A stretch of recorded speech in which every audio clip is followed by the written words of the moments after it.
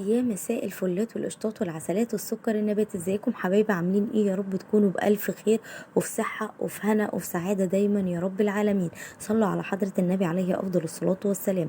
النهاردة انتي عندنا روتين كده في البلكونة. اوكي. عن غسيل بقى، ننشر ازاي، نغسل ازاي، نعمل ازاي. انتي شطورة وعسولة، تعرفي تنشري وتغسلي وتعملي كل حاجة. حطي لنا لايك وخليكي معانا للنهاية. الفيديو ده للبنات المقبلين لسه على الجواز. تمام. تمام مبدئيا كده عشان ما يبقاش في خناق وعركة، عشان العركة لو بدأت هنزعل. بالظبط كده. يلا حط لنا لايك كده واشتراك حلو والشير. ماشي. مبدئيا كده يا بنات، معانا الغسيل الابيض لوحده والاسود لوحده والالوان لوحدها. مش طليتي بالابيض يا اختي؟ خشي بقى على الغسيل. اول حاجه في الغسيل الابيض يا بنات، عايزاه يبقى مزهزه وجميل كده. المسحوق بتاعك اللي انت هتختاريه، طبعا انا بنصحكم باوكسي. اوكسي ممتاز جدا جدا وريحته جميله برضو. تمام. هنحط الغسيل في الغساله ونحط المسحوق بتاعنا ونص الدوره كده. ننزل بكوبايه كلور، يعني الكوبايه بتاعه الغساله اللي انت بتعايري بيها، كوبايه كلور ومعلقه زهره بيضاء. اجيب منين زهره بيضاء؟ من اي حد بتاع مصبنه. اوكي. تحطي عليها معلقه زهره بيضه وتدوبيها في الكلور وتحطيها، تطلع لك الغسيل قشطه فله شمعه منوره زي الفل. زي الفل. بالنسبه للاسود، الاسود يا جماعه بيتحط لوحده ويتغسل بالمسحوق الاسود بتاعه اللي هو الاوكسي. برضو الاوكسي ممتاز جدا جدا. الاسود بيتلم معاه الكحلي والبني. والبني الغامق الكحلي. الكحل الغامق والبني الغامق والنبيتي الغامق والرمادي الغامق، دي من ضمن الغوامق يتجمعوا مع بعض ويتحطوا في الغسالة مع بعض زي الفل. هنا بقول لكم تمت بنجاح. يلا نطبق الغسيل. تمام. ده بالنسبه للاسود. بالنسبه بقى للهدوم، الالوان، هدوم البيت اللي هو بتاع المطبخ والترويق البيت والحاجات دي بتبقى اكثر اتساخا، فما ينفعش نحطها مع ملايات ولا فوط ولا هدوم خروج. ليه؟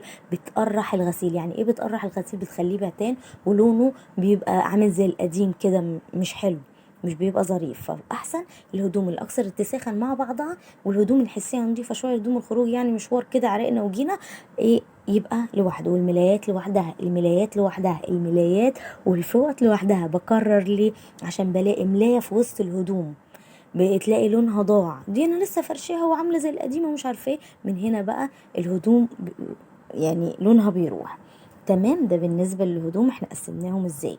زي الفل كده. احنا طبقنا الغسيل. والعبايات انا بعلقها على شماعه علشان خاطر ما تتكسرش، يعني اجيبها كده البسها على طول، ما احتاجش ان انا اكويها. زي الفل زي الفل. نخش على حاجه تانية. بتبقى معايا بقع في الغسيل، مش عارفه اعمل فيها ايه. هقول لك انا نعمل فيها ايه. عارفه صابونه الوش اللي هي لوكس لوكس قاميه، اي نوع غالي رخيص مش مهم. تبليلي البقعه ميه وترغي عليها الصابونه وتدعكيها على ايديك، وتدعكيها على ايديك، وبعد كده تشطفيها وتحطيها في الغساله. هتطلع لك فله شمعه منوره، وانت بتدعكيها اصلا على ايدك هتبقى قشطه اصلا. تمام. طب ايدي بتوجعني، فرشه سنان، رغي الصابونه وادعكيها كده فرشه سنان على رخامه المطبخ زي الفل. مش حرماكي من حاجه اهو. اهو حطي بقى اللايك يلا. تمام. طيب عايزه غسيل الالوان كده يطلع مزهزه وجميل وحلو، ما تكتريش المسحوق. يعني ما تحطليش اوكسي بتاع دون برسيل جل مع مسحوق اللي هو الحبيبات مع كلور الوان. كل ده بيبهت الغسيل، كل ده بيخلي الغسيل لونه بهتان ومقرح، مش هيبقى حلو. برضو بعد لكم مقرح. تمام. المسحوق نص الكوبايه وتبشري لي عليها صابونه الصابونه اللي انا قلت لك عليها بتاعه الوش دي. تبشريها عليه وتحطيها مع المسحوق وشويه، وتحطي شويه كلور. نص الكوبايه اللي انت بتعايري بيها كلور. ما تكتريش المسحوق. مش من كتر المسحوق هينضف الغسيل ابدا، ده لونه هيروح ومش هينضف. دي روزي كنت بقول لها اعملي الباي باي بس كانت مرخمه عليا. يا ما علينا، دي اختي يا جماعه. ها، لايك لاختي.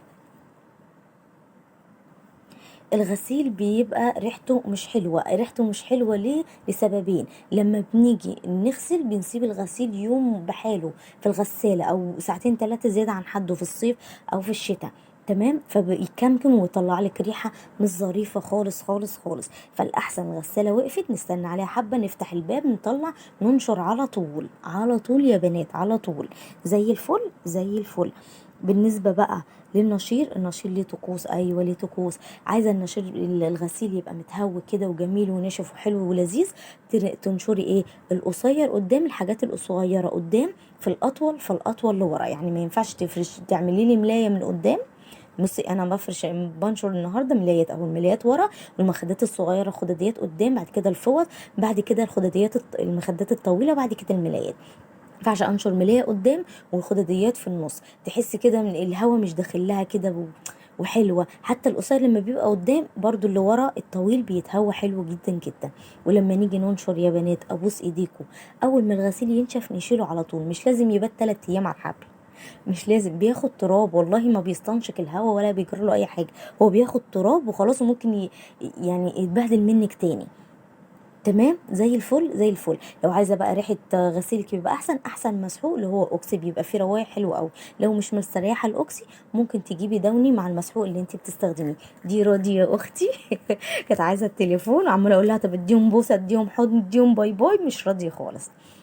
دي كده يا جماعه المعلومات اللي انا قلت لكم، اللي انا يعني اعرفها من الحياه، ويعني على قدر يعني ايه معلوماتي تمام. دي اللي انا اقدر اقول لكم عليها. لو انت عندك اي معلومه بالنسبه للغسيل يا ريت تكتبيها لي في الكومنتات، واحنا بنتعلم من بعضينا يا جماعه. اهو انا بوريكم الغسيل، بصوا فوط المخدات زي الفل. اعملوا الطريقه اللي انا بقول لكم عليها دي، وصدقوني هتدعوا لي دعوه حلوه قوي. اقول لكم لايك وشير وسبسكرايب للقناه، واقول لكم باي باي.